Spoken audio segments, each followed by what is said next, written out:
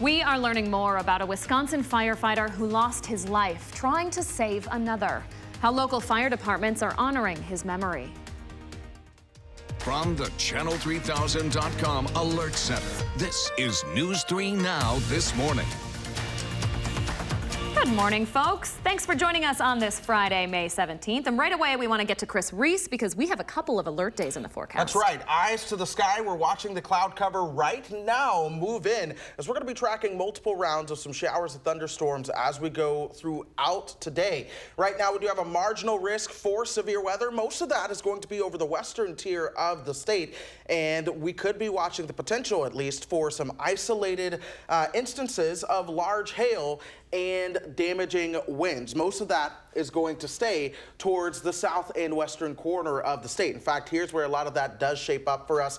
That hail is going to be everywhere that you see shaded in the brown. Same for the damaging wind potential. Now, as we go through the next couple of days, folks, we're still going to be watching that potential for severe weather on Saturday and Sunday as well. Again, it's the potential for large hail and damaging winds. So we have alert days through the weekend. We're going to be staying dry at least early this morning, but by late morning and into early afternoon, that is when I expect our action to increase again. And then throughout Saturday night into Sunday, that'll likely be probably the busiest period for us. Boy, I was going to say busy couple of days. It's going to be a very busy weekend. What way to make a year in Wisconsin than celebrate with a very busy weekend?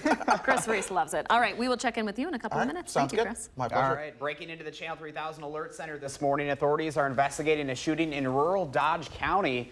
The Sheriff's Department says it happened just after 9:30 in the village of Reeseville. That's about 15 minutes east of Columbus. Officials say two men confronted a 26-year-old Reeseville man and shot him during the argument. The victim is okay and recovering at UW Hospital, but the suspects ran away before police were called. Anyone with information is asked to call the Dodge County Sheriff's Office. We are learning more this morning about the death of an Appleton firefighter killed in a shooting this week. Firefighter Mitch Lundgaard died after he was shot Wednesday night while responding to a medical emergency call. A man from the Wausau area was arriving on a bus at the Valley Transit Center in town and needed medical attention. After first responding crews arrived to help, the man got off the bus with a gun and fired shots into the crowd. An officer was shot and has since been released. A woman there was also hurt. She is in stable condition this morning. The gunman died of his injuries. Yesterday, a procession was held in the Fox Valley to honor firefighter Lundgaard. He leaves behind a wife and 3 kids. Emergency responders across the state are sharing their support after Lundgaard was shot and killed in the line of duty. That includes the Fitchburg Fire Department, which is evaluating how its response will look going forward. Chief Joe Pulvermacher says after Lundgaard's death, he believes departments will have to adapt to what he calls a new normal in his profession. He says at this point, emergency responders should never consider a scene safe. There's a lot of things that the fire service will learn. His death will not be in vain. But the simple fact of the matter is we really feel a sense of remorse because of the fact that it could have happened to any one of us. For more information on how you'd like to make those donations in Lundgaard's honor, just go to channel3000.com. The man suspected of pepper spraying a Columbia County deputy during a traffic stop in a stolen truck has a $500 cash bond this morning. 30-year-old Joshua Martin made his first appearance in court yesterday via video conference. He's charged with operating a motor vehicle without the owner's consent. Dashcam video shows the deputy stopping the truck for speeding. Then a short while later, you can see him get sprayed when the driver takes off. Martin is scheduled to be back in court next month. Right now, police are still looking for more information regarding a suspect this morning after someone attempted to abduct a child in a Lake Delton mobile home park. The 2-year-old is safe this morning. The attempt was stopped when parents heard a noise coming from their child's bedroom around 3 Saturday morning. It happened in the Deer Run mobile park. When they went to check on the situation, they found the window open and their child outside. Following interviews with the parents, authorities were led to a suspect who ended up being ruled out. Lake Delton police say they do not have a suspect at this time. Anyone with information is asked to call authorities at the number there on your screen. That's 608-254-7571. A man here in Madison is asking the city to address some concerns before an apartment development comes in next door. John Kim started a Change.org petition after getting a public notice in the mail. He started doing some research and realized many people living near him had no idea this development was happening. He's concerned about an increase in traffic, especially near rush hour that could hurt his neighborhood near Raymond and High Point roads. He's also worried about flooding, like what we saw last year when his neighborhood was cut off, even from first responders. He hopes the city addresses this before bringing even more people into the area. Any of the safety concerns that we have for this part of the neighborhood, it's only going to apply for all of these new residential owners and the renters that do come in. So we are thinking that ahead of time we're introducing a larger population of people who may be at risk of safety issues that do come up. John said he doesn't necessarily want the whole project to be derailed, but he does hope the city will keep listening to his concerns. We reached out to the City Plan Commission and the architect for that project for comment, but they did not return our phone calls.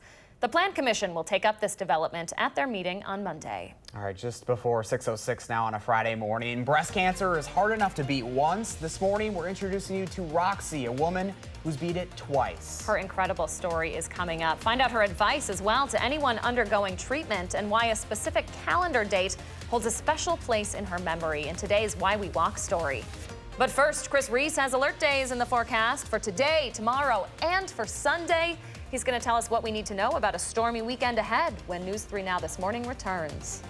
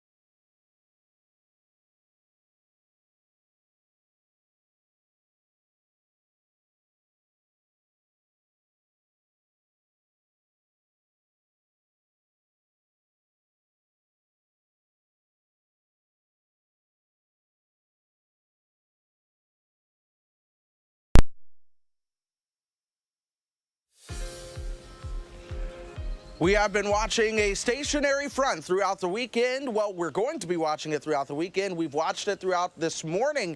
And over the weekend, that's going to be moving north as a warm front, eventually bringing more and more rounds of storms our direction. Here that is right now, just to our south.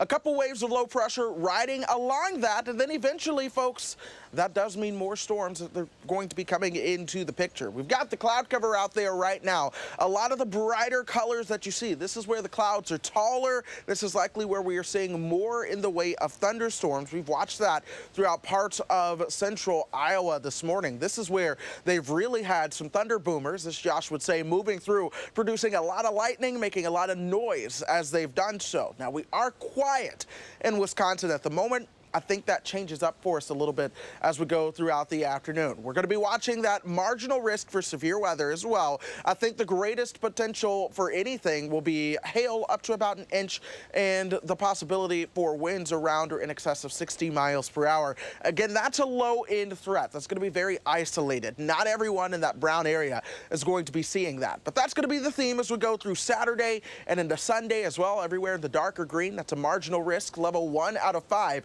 For severe weather throughout the weekend. Expect cloud cover on your Friday, so we're bringing you the sunshine in our yellow colors today. We'll see temperatures in the low 50s as well this morning. I think 50s is where we're going to be pretty much all day long. Winds are coming off the lake, which is very cold. That's bringing 40s closer towards the lake shore, and with that stationary front mainly to our south, I think it is going to be a little bit of a struggle to really get the warmer air to take over. So expect things to be colder today. We'll see those shower and thunderstorm chances returning as we move into the late morning and afternoon hours. And then around dinner time, it's possible to see some additional storms bubble up. But then a front begins to move to the north. We'll notice those winds turning out of the south into Saturday.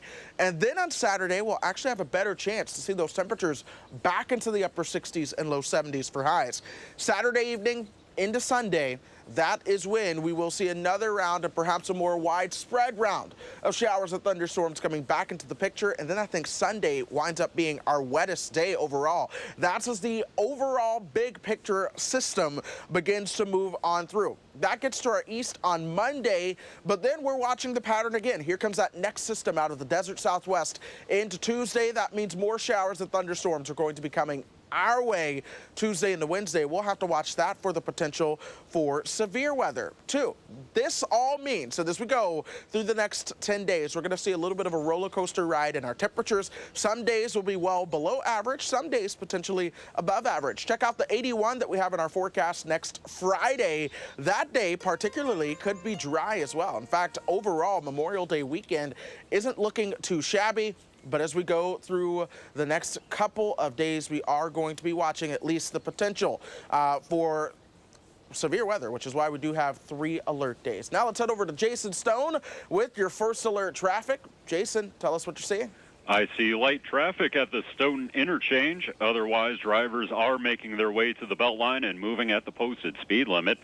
Vehicles have started to line up on Verona Road at Highway PD in both directions. Most routes into Madison and around Dane County are without delay. And for the most part, traffic is light around the Capitol Square. Expect brake lights on South Blair Street. With your first alert traffic, I'm Jason Stone. Jason, thank you, and Chris, thank you as well. 6:13 right now. We're now less than a month away from this year's More Than Pink Walk.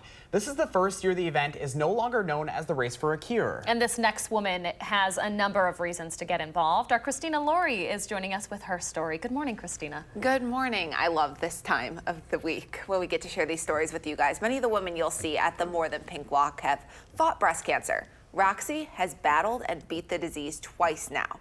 Now she's making it her mission to help others, not just by raising money, but by sharing potentially life-saving advice. This is why she walks. What date will you never forget? July 24th, 2006, 9:23 a.m. For Roxy Kolash, it's not a birthday, an anniversary, or a career milestone. I was sitting in my office and received the call. It's the day she was diagnosed with breast cancer, twice. July 24th, 2014, 10:36 a.m., while sitting in my office, I was diagnosed for the second time. Roxy calls her first diagnosis a real wake-up call. The first time I heard the words, "It is cancer," I was scared out of my mind. She had just turned 41, no family history. And the first thing that came to my mind was, how do I tell my boys? They were 12 and 10 at the time. You start worrying, am I going to see them grow up? What's going to happen to me? A million questions, except one. I never asked why me. That's kind of not who I am, but it's like, what do I do now? After several rounds of radiation, Roxy was cancer-free until her biannual mammogram 8 years later showed the cancer had come back. Like the first time, her particular type of cancer wasn't a lump. It was in the tissue, making it only detectable by mammogram. I'll hear friends or family say, oh, well, I skipped my mammogram this year. I mean, I could turn into the Hulk at that point. It's like, what are you doing? Don't do that.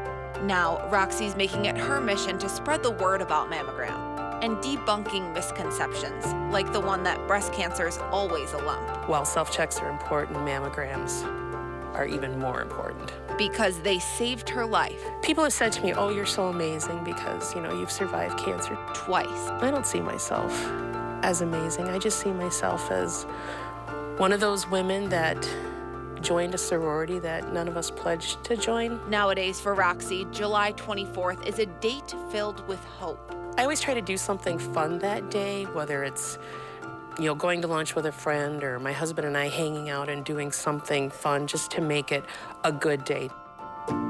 Cancer isn't contagious, but hope is. June 8th is the next date on Roxy's calendar, this year's More Than Pink Walk. She is part of a team through her work, Becker Law Office. She has no fundraising goal, but says every bit helps, especially because with Komen, all the money raised stays here right in the Madison area. So if you'd like to donate to Komen or to Roxy's team, we have links on how to do both on our website, channel3000.com. And like many women fighting breast cancer, she had a certain song that propelled her through it. I don't know if any of you are familiar with Barry Manilow's song, I Made It Through the Rain, but the specific lyric is, I made it through the rain and found myself respected by the others who got rained on too. So that's kind of the sorority that she feels a part of, all these women who you wouldn't know by looking at them that they face the unimaginable. The goosebumps. I mean, the hope and courage of these women that you've been introducing to us, and Roxy no different. I mean, this is just incredible what they've been through, but it also gives us a lot where it's like, at the end of the day, as long as you keep your chin up and you stay positive, you can get through anything, right? Absolutely anything, and you never know what someone else is facing. All right, Christina. Well, thank you so much. You've been doing an incredible job on these stories. Yes. Thank you guys, and thank you to the women sharing their stories. Incredible job. All right, Christina, thanks. 6:17 your time now. If you've ever had a pet, you know what kind of an emotional bond can be made. Well, our Will Loper's in next to preview a movie about that bond that can last a lifetime, or maybe many lifetimes. And with all of that rain in the forecast, you're probably going to want to stay and watch a movie or two this weekend. Chris is updating us on the chance of rain and storms. Keep watching News 3 Now this morning.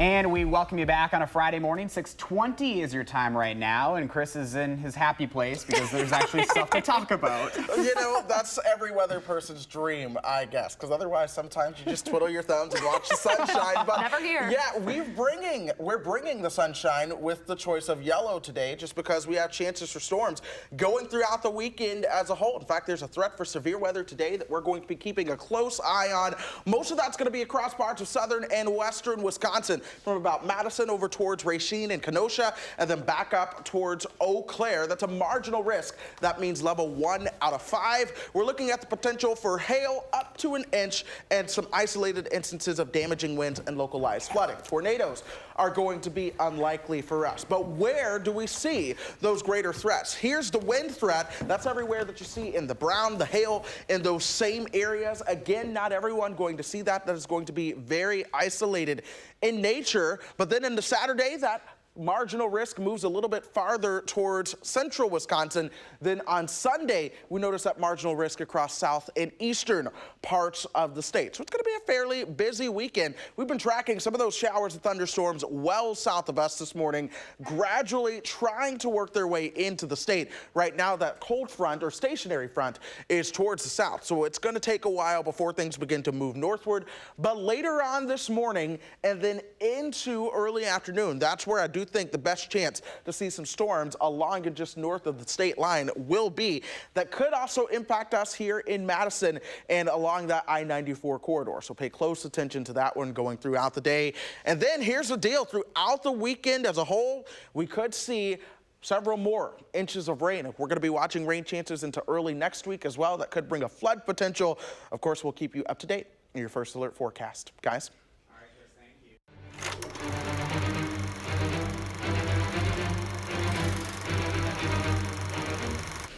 Well, in 2017, we learned what a dog's purpose was. This weekend, the sequel is here to continue that journey. The movie for dog lovers everywhere, including me, is in theaters, and our film critic Will Loper is here to break it down. Well, good morning. You know, if a dog's purpose was any indication 2 years ago, you're going to want to make sure to pack 17 tissue boxes when you head to the theater, because seeing a dog live several lives over and over again, well, that can be an emotional experience. Take a look. Bailey, you've done so much for me. When you come back the next time, take care of CJ. She needs you like I needed you. And then it happened. I was a puppy again, and CJ was my new purpose. She was a gigantic baby now. Josh Gad once again voices the same dog reincarnating over the years to protect and be near his owner's daughter, CJ. No matter how many lives it took, I would be there for CJ. Oh, hello. Where did you come from? Looks like he chose you. A Dog's Journey is rated PG. There's a lot you don't know about that dog. Like a drum, my heart never stops beating for you.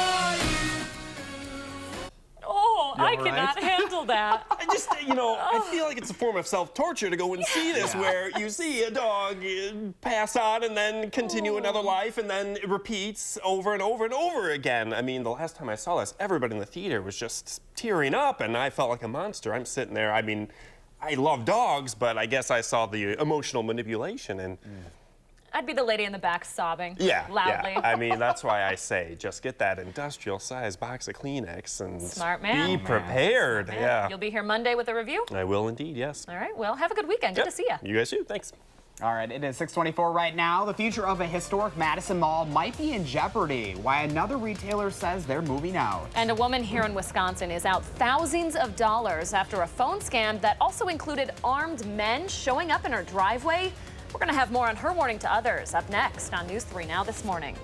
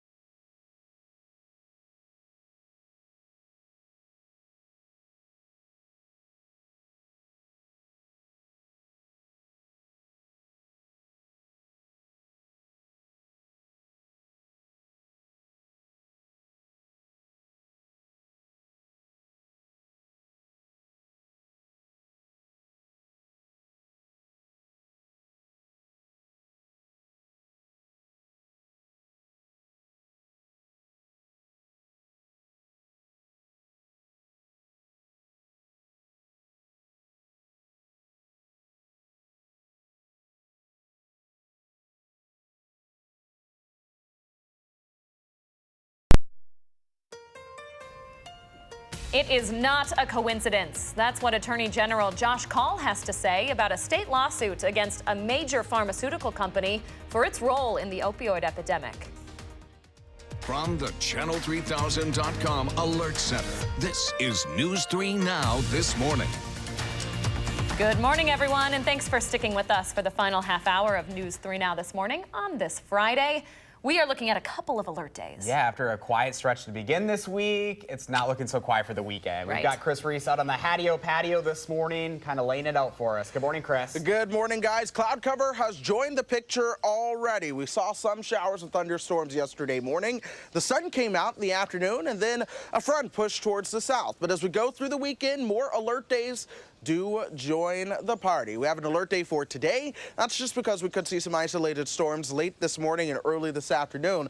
An alert day for Saturday night into Sunday, and then an alert day on Sunday, each day for the potential of isolated instances of large hail and some damaging winds. That'll be something to watch for. In the meantime, we do have a stationary front just to our south. Several waves of low pressure are going to be riding along that. Eventually, that front begins to push towards the north as a warm front. That's going to happen tomorrow. Today, it's going to be a little bit colder out there. 51 is our temperature right now. Winds are coming out of the east and northeast at 15 miles per hour, but we're going to be keeping those temperatures in the 40s and 50s for highs today. Tomorrow, we will begin to make a difference, but as you plan the day, expect more chances for showers and thunderstorms to be on the increase this afternoon, and temperatures topping out right around 58. Now, of course, we are watching traffic for the folks who are hitting the roads as well. Right now, the Beltline at Park Street is moving smoothly. So far, traffic volume isn't all that bad. We are seeing at least a few slowdowns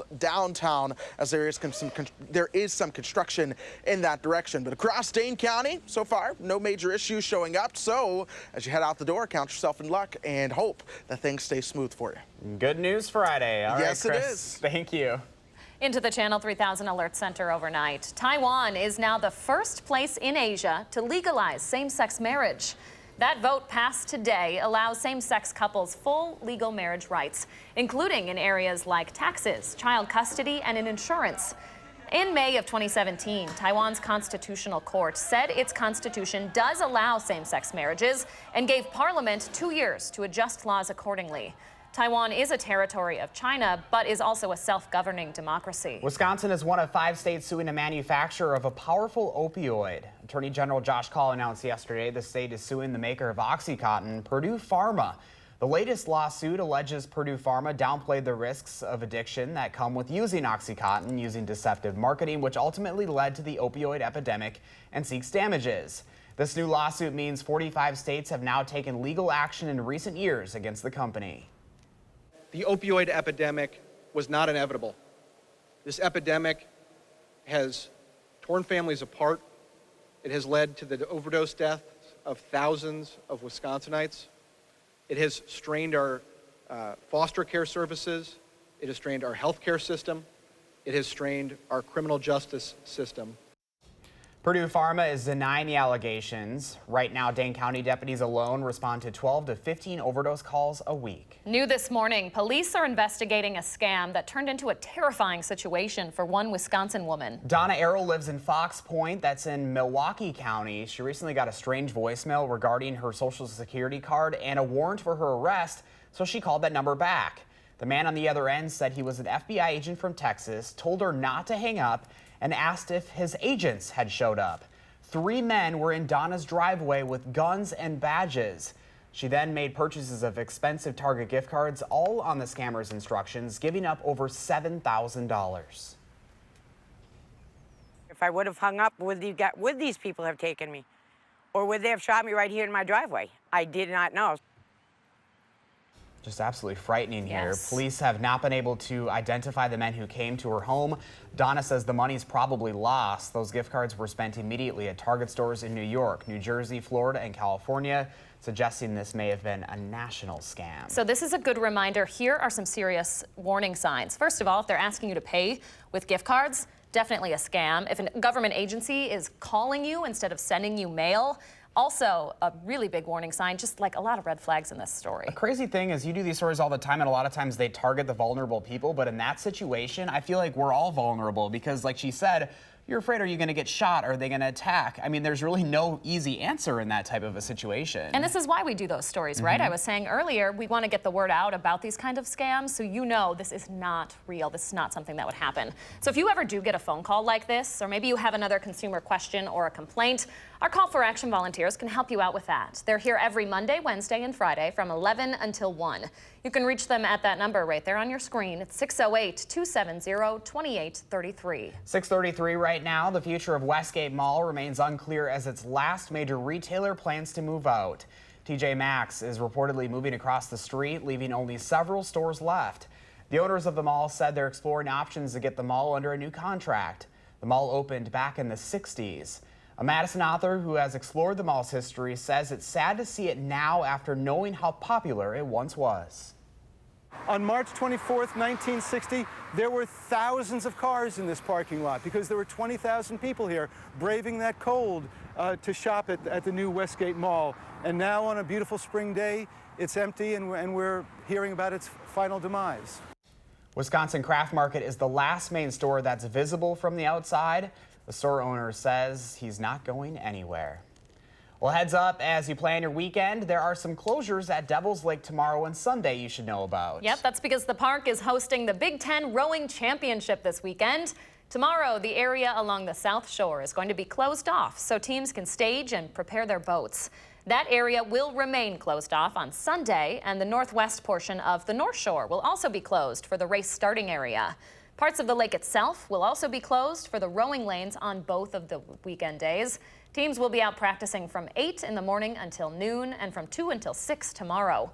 The races themselves will be held on Sunday morning from 9 until 11, and this timing couldn't be worse because I had a site reserved at Devil's Lake for this weekend, had my kayak ready to go. The timing with that and the weather. I know, that too. So maybe it's a weekend that I'm gonna stay in Madison. I think you should put it off for a nicer one. Oh man, I You've had been looking dreams forward of to it, though. s'mores. I've been talking about it. Yeah. Oh well. All right, 6:35 your time now. So if you've been apartment shopping anytime recently, you know it's starting to get pretty expensive to live in Madison. Up next, we'll talk about why those prices keep going up and why that trend isn't likely to change anytime soon as we try to help you make it in Madison. This is News 3 Now this morning.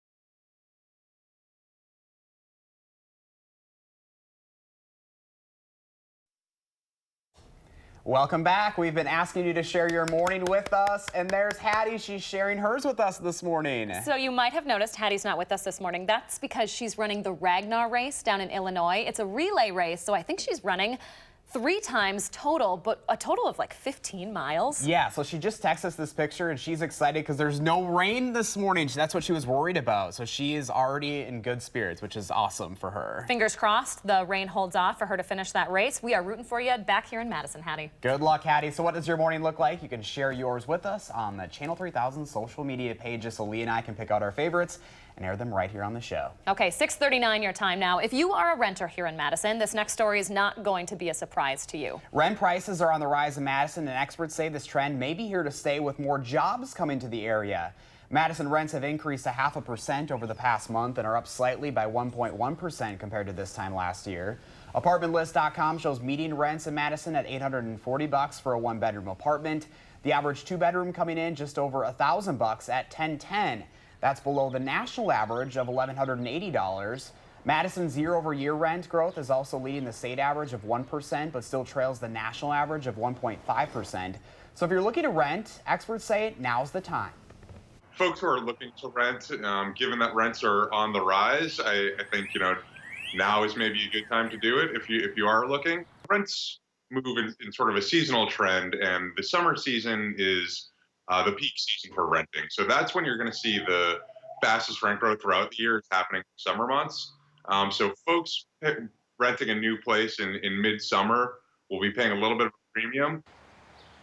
So even with this increase, Apartment List still has Madison more affordable than most large cities across the country. Cities such as Phoenix, Atlanta, and Denver all saw rent increase between 2 and 4%. And in San Francisco, get this, you'll find the average 2-bedroom renting for around $3,100. Woof. Yeah, that's more than 3 times the price in Madison. So part of the problem here is that double-edged sword of living in such a beautiful city. Rent vacancy rates right now are right around 3%, whereas the average across the country is 5%. And that's just because so many people want to live here. Well, I think we're seeing a lot more millennials moving to Madison in general, just because of the quality of life here and just because there are a lot more jobs that are becoming available. So that's part of the increase, they said, too, is more people want to live here so they can bring up the rent, which is good because it's bringing more jobs. It's also going to help our economy because people are coming in and spending their money here. This is a story you produced, a pretty interesting one, and it's part of a new push you're forwarding, right? Yeah, so we're going to be looking at trying to make it in Madison. So we're out on the hunt to try and look at the prices that really affect you and your family. So I'm really looking forward to kind of breaking down some of those questions that you have for me and getting the answers, because this is stuff that affects all of us. So if you have any story ideas for me, you can reach out to me via email, or you can also find me on my Facebook page, and we'll dive into the numbers for you. Really interesting story. I'm excited. All right, 6:41 your time now. It is looking like it's going to be a stormy weekend. Say goodbye to my camping chances and say hello to rain and storms starting today. Chris Reese is in for Hattie. He's breaking down the chance for severe weather in his first alert forecast. But first, it is May 17th, and we want to say happy birthday to Lydia and all of the other kids turning 3 today.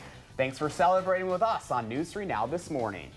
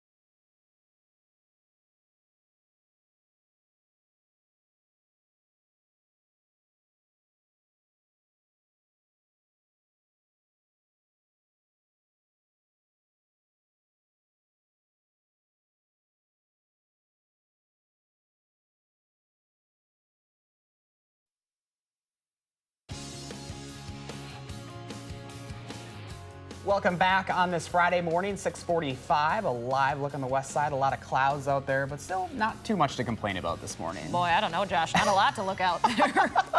Hey, it's the weekend, though. I'm sorry. This is ruining my camping trip. I am feeling so bad about it. Poor thing. It'll I be need okay. some positivity. All right, here's some positivity. It's the weekend of the 608. Looks like there's some more stuff that I can do instead of camping. Let's take a look at what's happening around southern Wisconsin this weekend. Sisters Monique and Shantae Ross are classically trained musicians from Milwaukee, comprising the group Sista Strings. They blend classical and gospel music, and they're headlining the annual spring benefit concert at the Weissman Center. That's happening tomorrow night at 6. The Rousers celebrate their 35th anniversary as a Madison rock band at the Barrymore Theater tomorrow night. Phil Gnarly and the Tough Guys will open the show, which will also be shot by independent filmmaker Tim Spellman. That show starts at 8 tomorrow night at the Barrymore. And A Bronx Tale is playing all weekend at the Overture. Set in the Bronx in the 1960s, it's about a young boy being groomed to become a mobster with a soundtrack that's a mix of Motown, doo-wop, and early rock. The show first opened on Broadway in 2016 and started a national tour last fall. Shows run at the Overture through Sunday. A couple of these dancers were at my CrossFit gym. Boy, are they in shape. Oh, cool. Well, if you're looking for fun for the whole family, the Wisconsin Historical Museum has Badger Explorations Urban Adventures tomorrow morning. It's part of their monthly workshops. Tomorrow there will be a scavenger hunt to find hidden treasure around the Capitol Square. That sounds pretty fun. Yeah. A group activity and a craft to take home. It's designed for kids in 2nd and 5th grade, to 5th grade rather, and runs from 10:30 to noon. All right, I guess I can stay in Madison for the weekend, huh? You can find more about all of the best Madison has to offer in this month's Madison Magazine. And meteorologist Chris Reese is tracking a very busy weekend forecast. He joins us now with a little update. Hey, Chris. Good morning, guys. So no, Leah's hiking or Leah's camping plans are canceled. My hiking plans are on hold given the weather. We've been tracking a stationary front just to our south. That, folks, is going to keep that unsettled pattern around as we go through the rest of this weekend. Here's how things are shaping up for now. That front just south of the state line. Waves of low pressure are riding along that. That is going to keep the storm chances coming into the picture. And then as we go into tomorrow, that'll move to the north as a warm front. We're going to be staying colder today. We've been watching the cloud cover blossom as well. This is infrared satellite where you see these brighter colors. This is where your showers and thunderstorms are taller. They're building higher up into the sky. That means those storms are likely stronger. You can see that developing across parts of Iowa as we've gone through the morning. That's actually where we've been tracking some of the noisiest storms in the region right now. Lots of lightning and thunder associated with that moving along I-80. That's south and west of here. As we move closer towards Wisconsin, we do have that risk of severe weather coming into the picture. That'll be later on this afternoon and evening. We're not too concerned about a tornado threat, but we will at least have to watch that possibility of hail and some damaging winds. That'll be isolated in nature. But then as we move into your Saturday, we'll see that move a little bit farther into the state. And then on Sunday, south and eastern parts of the state, we'll have the best chance to see some showers and thunderstorms. In the meantime, it is a cloudy look from the Edgewater Sky Camera. Expect those clouds to stick around all day. Temperatures are in the low 50s as you head out the door. Notice the winds coming out of the east and northeast at 15 miles per hour. This, folks, is a colder wind that blows off the lake. This is going to keep those temperatures colder today. Notice the 40s near Fond du Lac, Watertown, and Waukesha. Meanwhile, closer towards that front, we do have upper 50s in the south and west. That's where things are going to be warmer today. Here we are, 11 o'clock. Check the showers and thunderstorms beginning to move into the southern part of the region. This is 12:30. That gets on out of here. We'll get a break in the afternoon. At 7 o'clock, more showers and thunderstorms will begin to develop. There will be a break overnight into early on Saturday. Watch how temperatures begin to warm up Saturday afternoon into the upper 60s and low 70s. But this is going to be a noisy and active period as more showers and thunderstorms begin to push through. And then we move into next week, and that is where we begin to see more showers and thunderstorms. This is Sunday, and then we'll get a little bit of a break for Monday before the next system comes our direction Tuesday and into Wednesday. And we're really going to have to watch that Tuesday and into Wednesday system simply because that one has the potential for severe weather on it as well. And we're talking the plains to the upper Midwest all could be under the gun for severe weather once again. So it's going to be a very active period before I think we finally begin to relax a little bit towards Memorial Day weekend. Oh, all right, maybe I'll move my camping plans to that weekend. Yeah, move them then. I'm sure there are going to be a lot of folks camping out there. You can come and join and do a little hiking. We will see if I'm able to do that. I'm helping Dana move that weekend. Oddly enough, You're so she sweet. recruited some of my high school students to go ahead and help her do that. But if I have time to hike, I'll be there. Here's Midnight in Madison for your pet walk. Honey. This afternoon, we will have some chances for some showers and storms. All right. Thank you so much, Chris. My pleasure. All right, stay with us for the morning sprint up next.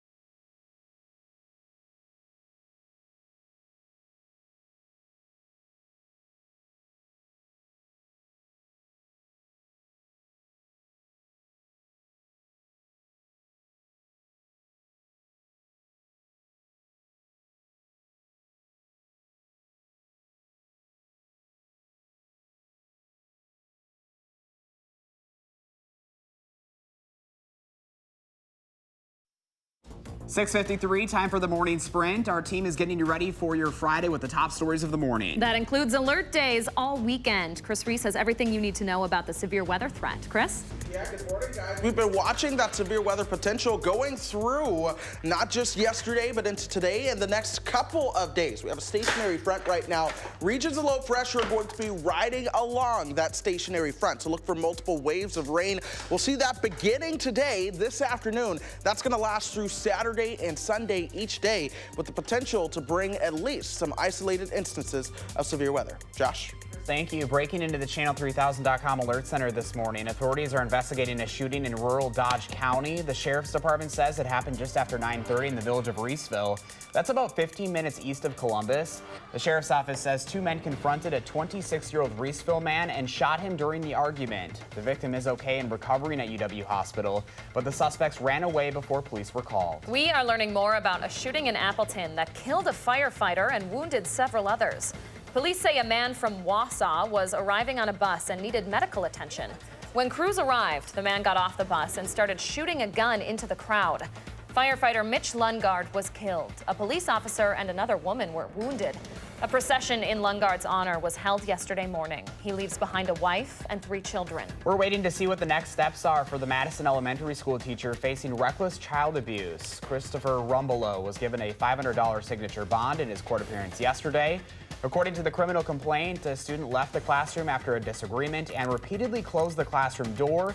Rumbelow then opened the door and the handle apparently hit the student in the forehead. Police are looking for more information on who may have tried to kidnap a kid through a bedroom window in Lake Delton. The kidnapping attempt was stopped when parents heard a noise coming from their child's bedroom around 3 a.m. Saturday at the Deer Run Mobile Park. When the parents went to check on the situation, they found the window open and their 2-year-old child outside. Police do not have a suspect at this time. The state of Wisconsin is suing the maker of OxyContin, saying the company played a role in the state's opioid crisis. Attorney General Josh Kaul accuses the company of downplaying the risks of addiction and using deceptive marketing. Wisconsin is the 45th state to file a lawsuit against the company in recent years. The company denies those allegations. President Trump says he does not want the U.S. to go to war with Iran. That's in the middle of rising tensions between the two countries. The president made those comments to the Pentagon chief, while more carrier groups are headed to the Persian Gulf. U.S. intelligence officials claim they have evidence of credible threats, including satellite photos of ballistic missiles loaded on Iranian boats. Reports say Iran believed the U.S. was planning to attack them, prompting the preparation for possible counterstrikes. Our Why We Walk series continues this morning with the story of Roxy, a woman who's battled and beat breast cancer twice. What's more, she was diagnosed with the disease on the exact same date, 8 years apart. Roxy says, like many women, she was caught off guard by both, concerned about what the diagnoses would mean for her family. Also, like many women, she stayed strong, fought, and won. You can watch her full story and the advice she has for anyone fighting the disease or watching someone else battle it up on our website, channel3000.com. Christina, thank you. 6:56 right now. Let's check in with Jason Stone with a final look at traffic. Hi, Jason. Hello. Late traffic at the interchanges as drivers are making their way to the Beltline and moving at the posted speed limit. Be ready for delays on the westbound lanes near Stoughton Road in the near future. John Nolan is mostly clear as of now. The only congestion is at the Rimrock intersection. With your first alert traffic, I'm Jason Stone. Jason, thank you. All right, we will continue to track the weather going through the next couple of days. There's a severe weather threat each and every single day through the weekend. Thankfully, all of those are marginal threats, which means they are on the low end of the scale. But because of that, there are 3 alert days in our forecast, one for today, Saturday, and Sunday. Throughout the weekend, folks, we could see as much as 2 to 3 inches of rain, and then several more inches of rain are possible as we go into early next week. So we're going to be watching the waterways through the weekend and in the days ahead. All right. Enjoy the rest of your weekend, folks. Grab an umbrella. We'll see you back here Monday morning. Have a good one.